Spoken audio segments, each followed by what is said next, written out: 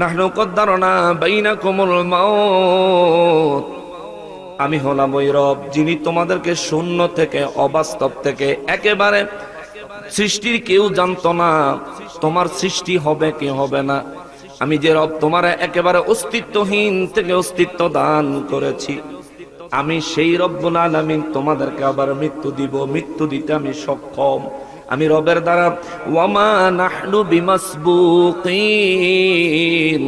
আমি রব্বুল ইজ্জাতের দ্বারা ওই মৃত্যু মানুষকে দেওয়া আমার জন্য এটা অসম্ভব, অবাস্তব কিছু না, অবাস্তব কিছু না, অবাস্তব কিছু না। বেঁচে আছেন, মৌত যে কোনো একদিন হয়ে যাবে। আমার ভাই তার মায়ের জন্য দোয়া চাইলেন। এখানে অনেক মানুষ আছেন যারা মা হারাইছেন, বাবা হারাইছেন, আবার অনেক মানুষ আছেন যাদের মা বেঁচে আছে, বাবা বেঁচে আছে। মনে রাখবেন, মা বাবা বেঁচে আছে বিদায় আপনার মৃত্যু পরে হবে এই চিন্তা করার কোনো সুযোগ নাই। দুনিয়ায় আসার সিরিয়াল আছে, যাওয়ার কোনো সিরিয়াল নাই।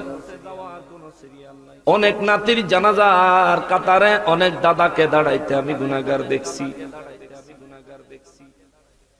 অনেক নাতির জানাজার কাতারে অনেক নানাকে আমি দাঁড়াইতে দেখছি।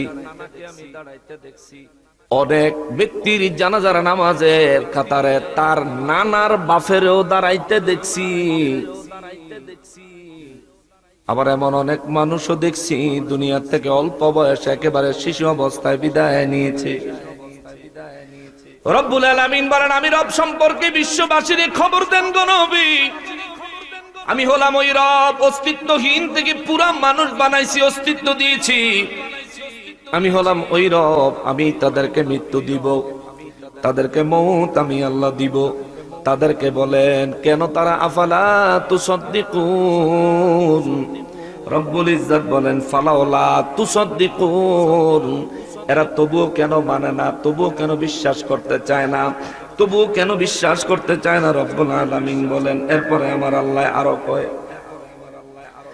আলা আন নুবাদদিলা আমসালাকুম, সুবহানাল্লাহ। আল্লাহ কয়, আমি যদি ইচ্ছা করতাম যেই নুতফা দিয়া তোরে বানাইছি, এই নুতফা দিয়া তোর জায়গায় ভিন্ন কোন সৃষ্টি বানাইতে পারতাম। আল্লাহু আকবার। পারতনি, পারতনি বলেন, আল্লাহ পারতেন। আল্লাহ বলেন, ওয়ানুশিয়াকুম ফীমা লা তা'লামুন।